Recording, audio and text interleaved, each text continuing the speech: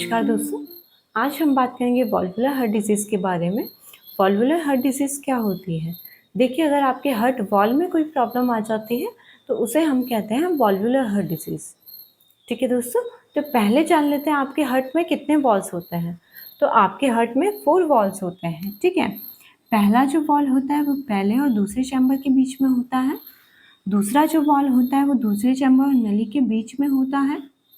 तीसरा जो वॉल होता है वो तीसरे चैम्बर और चौथे चैम्बर के बीच में होता है। और चौथा जो वॉल होता है वो चौथे चैम्बर और नली के बीच में होता है। ठीक है, अब जो ऊपर के 2 चैम्बर हैं, आपके हार्ट चैम्बर हैं, इन्हें हम कहते हैं एट्रिया। ठीक है, और नीचे के 2 चैम्बर हैं उन्हें हम कहते हैं वेंट्रिकल। ठीक है, तो जो आपके एट्रियो वेंट्रिकुलर वॉल है,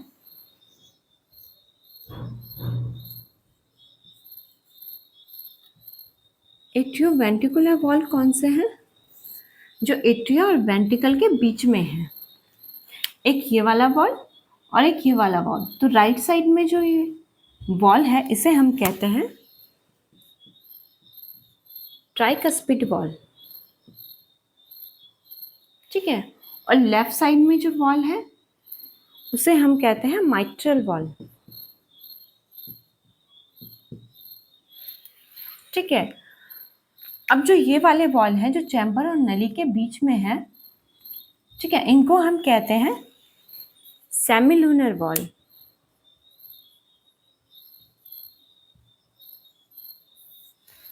ठीक है दोस्तों, जो चैम्बर और नली के बीच में है। ठीक है, तो राइट साइड में जो वॉल है उसे हम कहते हैं पल्मोनरी वॉल। पल्मोनरी वॉल क्यों कहते हैं? क्योंकि यहाँ से जो ब्लड जा रहा है वो आपके फेफड़ों में जा रहा है। ठीक है दोस्तों, तो इसे पल्मोनरी वॉल कहते हैं जो राइट साइड में है। लेफ्ट साइड में जो है इसे हम कहते हैं आयोर्टिक वॉल। आयोर्टिक वॉल इसे क्यों कहते हैं? देखिए दोस्तों, ये जो नली है जो आपके ब्लड को कहाँ लेके जा रही है, आपकी पूरी बॉडी में लेके जा रही है, ये जो नली है ये आयोर्टा इसे हम बोलते हैं। ठीक है, तो आयोर्टा और इस चैम्बर के बीच में जो वॉल है उसे हम आयोर्टिक वॉल बोलते हैं। ठीक है, अब इन वॉल में प्रॉब्लम क्या आती है, चलिए इस पर बात करते हैं।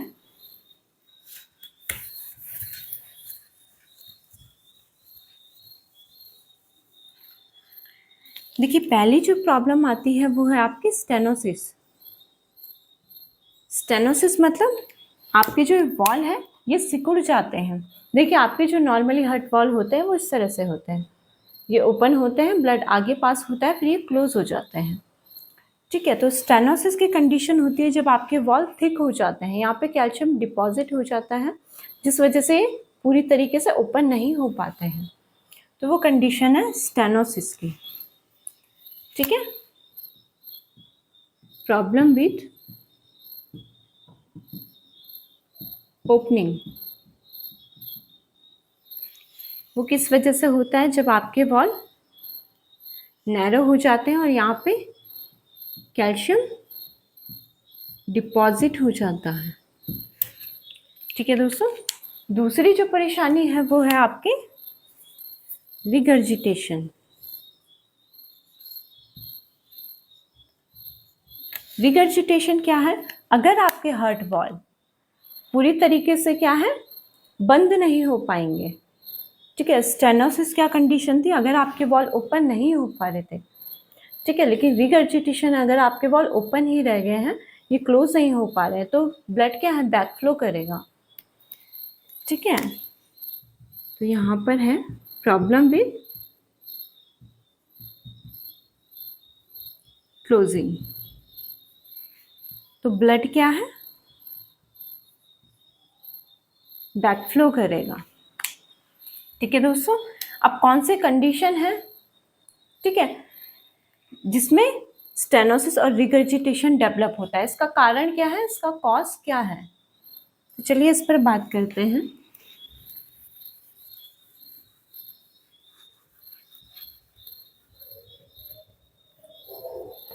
देखिए दोस्तों, सबसे ज़्यादा जो प्रॉब्लम आती है वो आती है आपके माइट्रल वॉल में, जो लेफ्ट साइड में है। क्यों आती है? क्योंकि ये हाई प्रेशर चैम्बर है।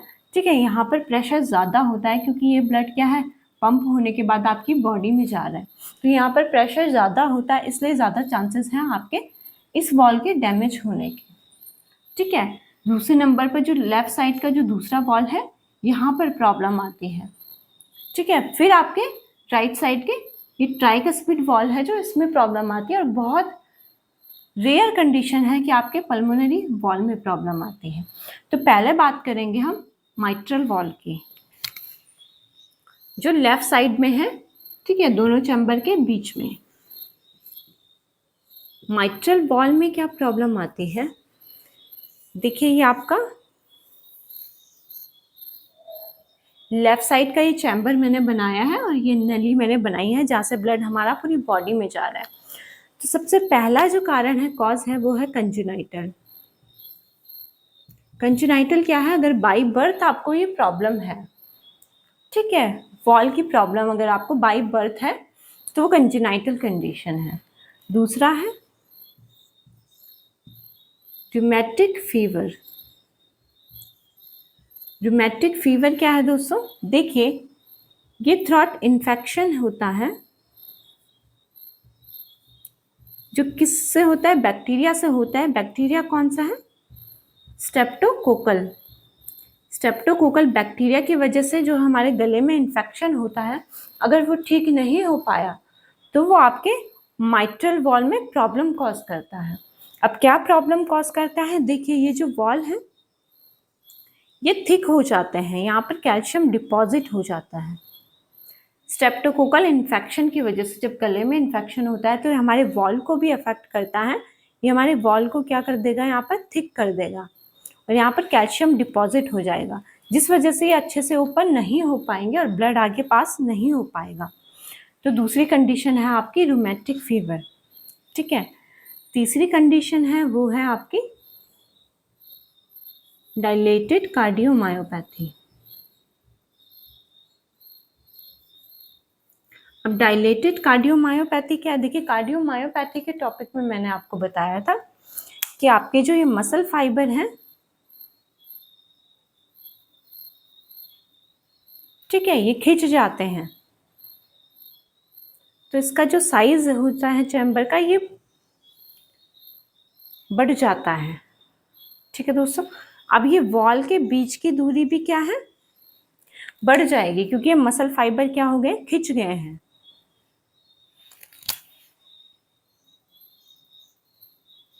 ठीक है, अब ये ढंग से क्लोज नहीं हो पाएंगे तो यहाँ से क्या होगा, ब्लड बैकफ्लो करेगा। ठीक है, तो वो कंडीशन है आपकी डायलेटेड कार्डियोमायोपैथी की। ठीक है, जो माइट्रल वॉल में होती है। अब बात करेंगे एओर्टिक वॉल में। ठीक है, एओर्टिक वॉल में जो प्रॉब्लम आती है उसका कारण क्या है,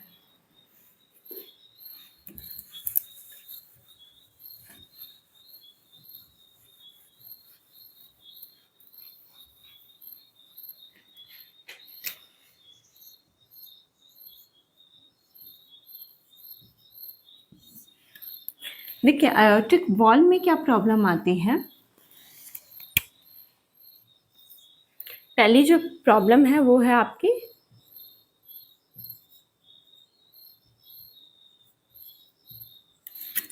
एओर्टिक एनोरिज्म। एनोरिज्म क्या होता है, देखिए ये आपका लेफ्ट साइड का हार्ट है। ठीक है, एनोरिज्म में क्या होता है, ये जो आपकी नली है, ठीक है, ये इसका एक पार्ट फूल जाता है। ठीक है, तो जब ये नली फूल जाएगी, मान लीजिए नली का जो ये वाला पार्ट है ये फूल गया है, तो ये जो वॉल है जहाँ से ब्लड क्या है पूरी बॉडी में जा रहा है, ये वाले जो वॉल है इनके बीच की दूरी क्या है, बढ़ जाएगी। ठीक है, इनके बीच की दूरी बढ़ जाएगी तो ये क्या है, ओपन ही रह जाएंगे, क्लोज नहीं हो पाएंगे, तो ब्लड यहाँ से क्या होगा, फिर बैकफ्लो करेगा। तो वो है आपका एओर्टिक एनोरिज्म। ठीक है, दूसरी जो कंडीशन आती है वो है आपकी डिस्ट्रॉफिक कैल्सिफिकेशन। डिस्ट्रॉफिक कैल्सिफिकेशन क्या है, देखिए उम्र के साथ साथ जो आपके ये सेल्स हैं ठीक है, इनको उतना न्यूट्रिशन नहीं मिल पाता, धीरे धीरे इन सेल्स की क्या होती है, डेथ हो जाती है। उस वजह से क्या होता है कि जो आपके वॉल हैं, ठीक है, यहाँ पर कैल्शियम डिपॉजिट हो जाता है और ये थिक हो जाते हैं, सेम जैसे इस वॉल में हुआ था। ठीक है, ये थिक हो जाते हैं तो इनके बीच की दूरी क्या है, कम हो जाती है, तो ब्लड क्या है, आगे बॉडी में नहीं जा पाता है। वो कंडीशन है आपकी डिस्ट्रॉफिक कैल्सिफिकेशन की। ठीक है, अब बात करेंगे कि ट्राइकस्पिड वॉल में क्या प्रॉब्लम आती है।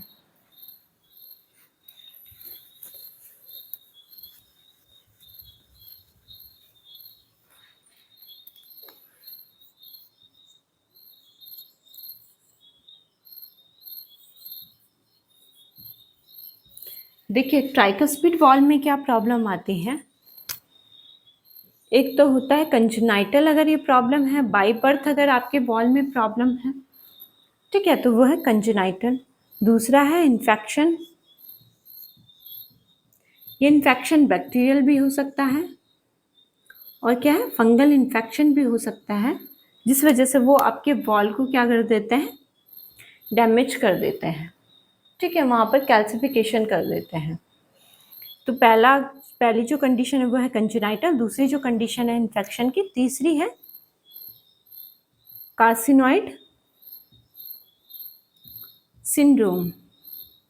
अभी कार्सिनॉइड सिंड्रोम क्या है दोस्तों, देखिए जहाँ पर सिंड्रोम शब्द आता है वहाँ पर एक प्रॉब्लम नहीं होती है, प्रॉब्लम का गुच्छा होता है, बहुत सारी प्रॉब्लम होती है। तो ये कार्सिनॉइड सिंड्रोम कैसे डेवलप होता है, ये डेवलप होता है आपका न्यूरो एंडोक्राइन जो सेल ट्यूमर है। अब न्यूरो एंडोक्राइन सेल ट्यूमर क्या है, देखिए न्यूरो मतलब होता है आपका ब्रेन,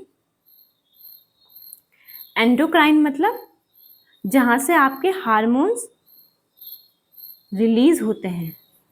एंडोक्राइन शब्द जहाँ पर आता है वहाँ पर समझ लीजिए हार्मोन्स की बात हो रही है, जहाँ से आपके हार्मोन रिलीज होते हैं, ऐसे सेल्स। ठीक है, ऐसे सेल जो आपके हार्मोन रिलीज कर रहे हैं, किसके रिस्पॉन्स में, ब्रेन के रिस्पॉन्स में।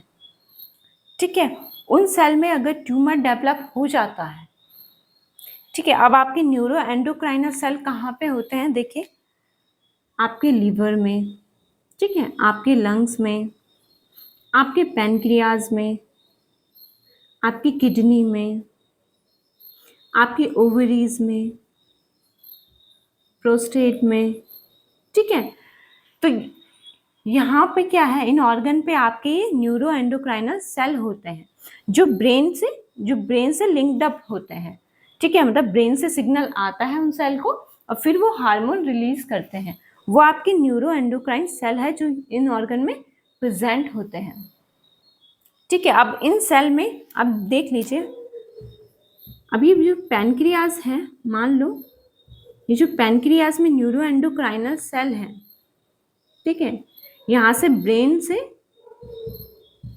या आपके सिग्नल आया पैनक्रियाज में, जैसे आपका ब्लड में ग्लूकोज की मात्रा बढ़ जाती है, ब्रेन से सिग्नल आता है पैनक्रियाज को, पैनक्रियाज क्या करता है, इस सिग्नल के रिस्पॉन्स में क्या करता है, इंसुलिन रिलीज करता है, और वो इंसुलिन क्या करते हैं, हमारे बॉडी फंक्शंस को कंट्रोल करते हैं। ये हार्मोन क्या करते हैं, हमारी बॉडी फंक्शन को मेंटेन रखते हैं।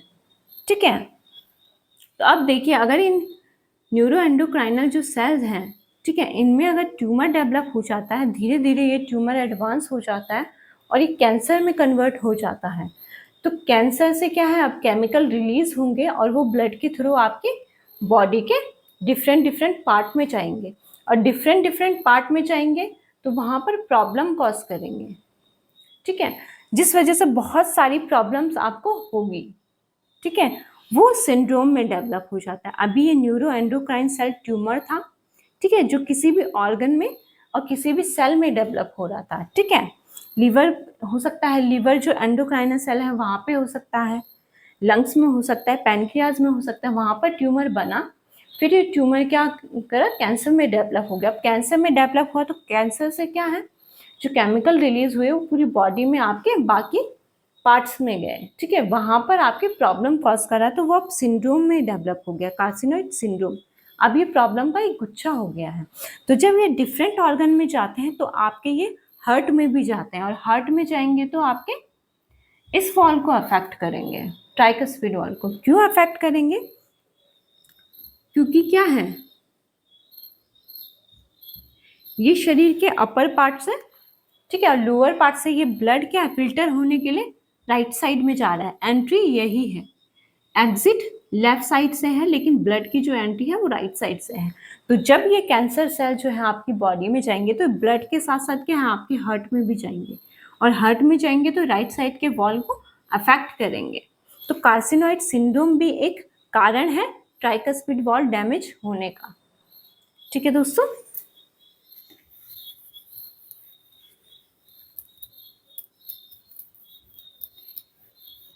ये हो गया आपका ट्राइकस्पिड वॉल। अब बात करेंगे पल्मोनरी वॉल की।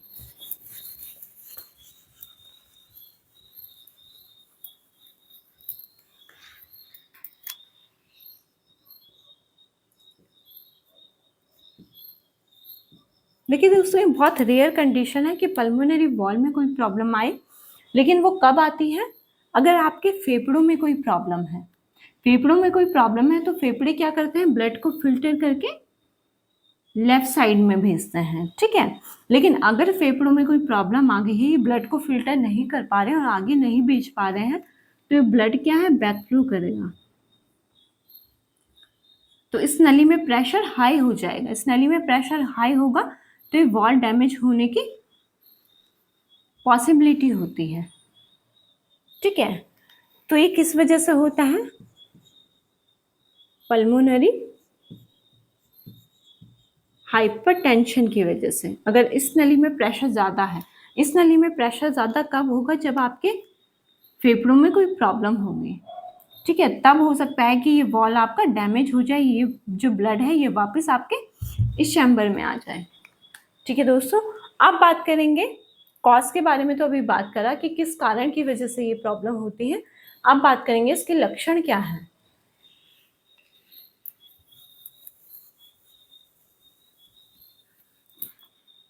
देखिए, सबसे पहला जो साइन एंड सिम्टम्स, इसके लक्षण हैं जो, ठीक है, पहला जो साइन है वो है आपका मरमर।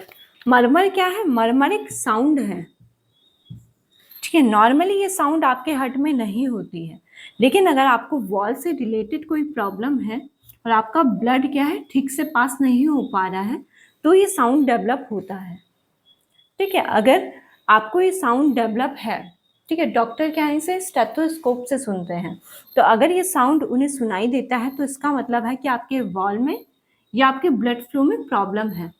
तो सबसे पहला जो साइन है वो है मरमर साउंड, जिससे पता चलता है कि आपको वॉल से रिलेटेड प्रॉब्लम है, ठीक है दोस्तों। आप बात करेंगे, ठीक है, ये मरमर जो साउंड है राइट साइड के वॉल में भी डेवलप होता है, लेफ्ट साइड के वॉल में भी डेवलप होता है, ठीक है। अब बात करेंगे कि लेफ्ट साइड के वॉल में अगर प्रॉब्लम आती है तो क्या साइन एंड सिम्टम्स आते हैं, क्या लक्षण आते हैं। तो पहले बात करते हैं लेफ्ट साइड की। देखिए, लेफ्ट साइड की अगर माइट्रल वॉल या आयोटिक वॉल, दोनों वॉल में अगर कोई प्रॉब्लम आती है तो उस वजह से क्या दिक्कत होती है, ये ब्लड हमारा बैक फ्लो करेगा और ये कहाँ जाएगा, आपके फेफड़े में जाएगा। फेफड़े में ये फ्लूइड भर जाएगा, जिस वजह से क्या होता है, सांस लेने में प्रॉब्लम होती है। वो कंडीशन है आपकी डिस्निया की। डिस्निया मतलब आपको सांस लेने में प्रॉब्लम होती है, और ये प्रॉब्लम रात में ज़्यादा होती है। रात में ज़्यादा क्यों होती है, देखिए, जब आप लेटते हैं तो ये फ्लूइड क्या है, इसका लेवल आपके फेफड़ों में समान होता है, तो आपको रात को ज़्यादा ये प्रॉब्लम होती है, ठीक है। दूसरी जो कंडीशन है वो है आपकी एंजाइना की। एंजाइना क्या है, एंजाइना चेस्ट पेन है।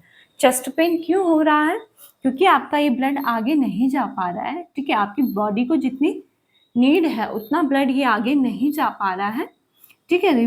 ब्लड क्या है, बैक फ्लो कर रहा है। जब ये ब्लड आगे नहीं जा पा रहा है तो ये ब्लड क्या आपके हार्ट मसल को भी नहीं मिल रहा है, जिस वजह से आपके सीने में दर्द हो रहा है। ठीक है, तीसरी जो कंडीशन है वो है सिनकोप और शॉक।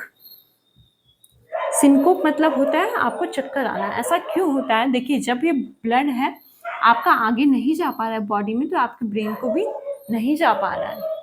ठीक है, वहाँ पर भी ब्लड सप्लाई कम हो गया, ऑक्सीजन लेवल कम हो गया है, उस वजह से आपको चक्कर आते हैं। और जब ये दिक्कत ज़्यादा बढ़ जाती है तो आप शॉक में भी चले जाते हैं। ठीक है, दूसरी है एरेथमिया की कंडीशन। एरेथमिया क्या होता है? देखिए, अब ये ब्लड जब आपकी बॉडी को नहीं जा रहा है तो ये बैकफ्लो करेगा। बैकफ्लो करेगा तो यहाँ पर लोड ज़्यादा आएगा। क्यों? क्योंकि आपकी बॉडी डिमांड कर रही है कि हमें ब्लड चाहिए, लेकिन वो ब्लड आगे पास नहीं हो पा रहा है, तो ये ब्लड यहाँ इकट्ठा हो रहा है और बैकफ्लो कर रहा है। ठीक है, तो आपका हार्ट क्या कर रहा है? आपके हार्ट पे प्रेशर आ गया है, ये बहुत जल्दी जल्दी काम कर रहा है ताकि ये ब्लड आगे जाए। ठीक है, तो जब ये बहुत ज़ोर से धड़कता है तो इसकी जो हार्ट बीट है वो इरेगुलर हो जाती है। ठीक है, वो कंडीशन है आपकी एरेथमिया की। अगली जो कंडीशन है वो है पाल्पिटेशन। पाल्पिटेशन क्या होता है? जब आपका हार्ट बहुत तेज़ी से धड़क रहा है तो वो हार्ट बीट आपको सुनाई दे रही है। ठीक है, इसके साथ आपको अच्छा महसूस नहीं हो रहा है। ठीक है, वो कंडीशन है आपकी पाल्पिटेशन की। तो ये सारे लक्षण आपको आते हैं अगर आपके लेफ्ट साइड के वॉल में कोई प्रॉब्लम है। मरमर साउंड आता है प्लस ये सिम्टम्स आते हैं। अब बात करेंगे कि आपको राइट साइड के वॉल में अगर प्रॉब्लम आएगी तो क्या लक्षण होते हैं।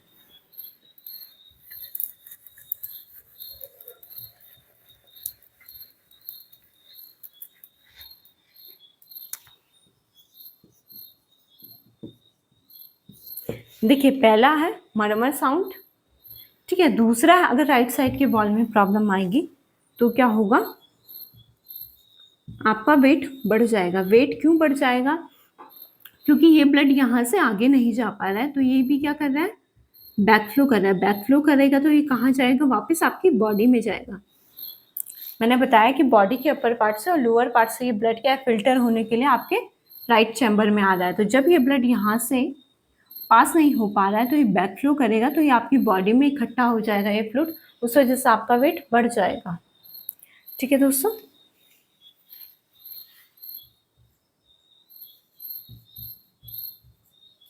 Jugular vein distension. अब जुगुलर वेन क्या कौन सी है?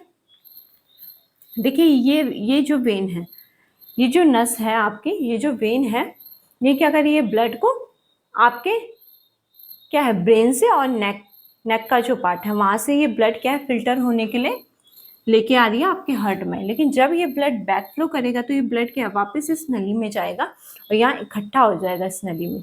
तो ये नली आपकी क्या है, फूल जाती है।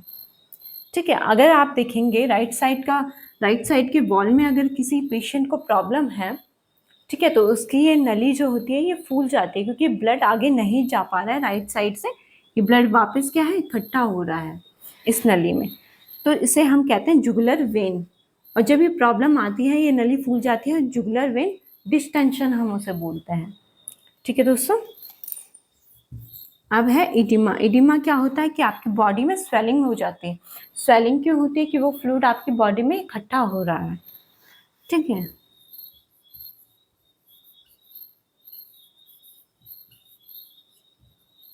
अगली जो कंडीशन है वो है हिपैटोस्प्लिनोमेगैली। हिपैटोस्प्लिनोमेगैली मतलब क्या? हिपैटो मतलब होता है आपका लीवर, स्प्लिनो मतलब होता है आपका स्प्लीन, और मेगैली मतलब होता है लार्ज। आपका जो लीवर है और स्प्लीन है, इसका साइज क्या हो जाता है, बढ़ जाता है। क्यों बढ़ जाता है? क्योंकि वो फ्लूइड क्या है, यहाँ पे इकट्ठा हो रहा है आपके ऑर्गन्स में। ठीक है, उस वजह से इनका साइज क्या हो जाता है, इंक्रीज हो जाता है। तो राइट साइड के वॉल में अगर प्रॉब्लम आती है तो ये सारे सिम्टम्स आते हैं, मरमर साउंड आता है और बाकी ये सारे सिम्टम्स आते हैं। ठीक है दोस्तों, तो जब हार्ट वॉल की कोई भी प्रॉब्लम होती है, ठीक है, तो उसको हम एडवाइस करते हैं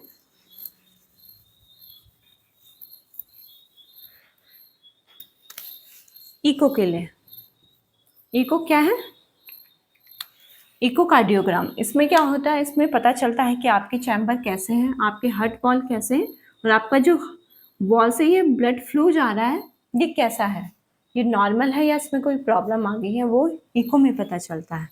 अब बात करेंगे, अभी इसके कारण के बारे में बात करी थी कि इसका कॉज क्या है, इसके लक्षण के बारे में बात करी थी। अब इसके रिस्क फैक्टर के बारे में बात करेंगे, कौन से ऐसे फैक्टर हैं जिससे वॉल्वुलर हार्ट डिजीज होने के चांसेस बढ़ जाते हैं। तो जो रिस्क फैक्टर है दोस्तों,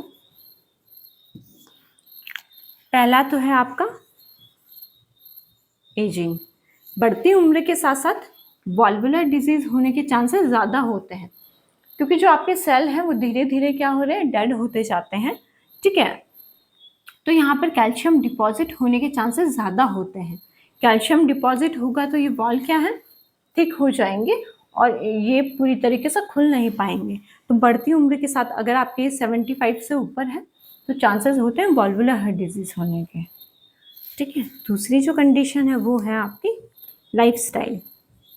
देखिए, अगर आपकी लाइफस्टाइल हेल्थी नहीं है, आपकी डाइट हेल्थी नहीं है, आप स्मोकिंग करते हैं, तो ज़्यादा चांसेस हैं आपको वॉल्वुलर हार्ट डिजीज होने के।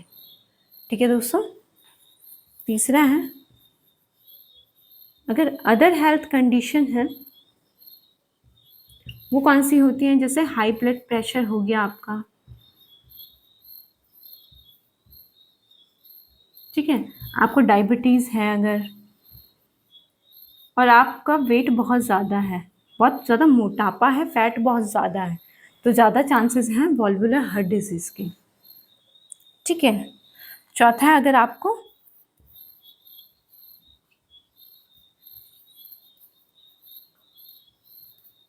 आपकी किडनी में कोई प्रॉब्लम है। ठीक है दोस्तों, अगर आपकी जो किडनियां हैं वो ठीक से काम नहीं कर रही हैं, उस केस में क्या होता है, वॉल्वुलर हार्ट डिजीज होने के चांसेस ज़्यादा होते हैं। तो ये आपके रिस्क फैक्टर हैं। पहला हो गया एज, दूसरा हो गया आपकी लाइफस्टाइल, ठीक है, तीसरा हो गया जो अदर जो हेल्थ कंडीशंस होती हैं, हाई ब्लड प्रेशर, डायबिटीज़, मोटापा, ये सारी चीज़ें क्या हैं, वॉल्वुलर हार्ट डिजीज़ को बढ़ाती हैं। किडनी डिसफंक्शन, किडनी डिसफंक्शन क्या है, अगर आपकी जो किडनियां हैं वो ठीक से काम नहीं कर रही हैं तो वॉल्वुलर हार्ट डिजीज़ होने के चांसेस ज़्यादा हैं। ठीक है दोस्तों, तो इसलिए कहती हूँ मैं, ठीक है, अपनी लाइफस्टाइल को हेल्थी रखिए और खुश रहिए। धन्यवाद।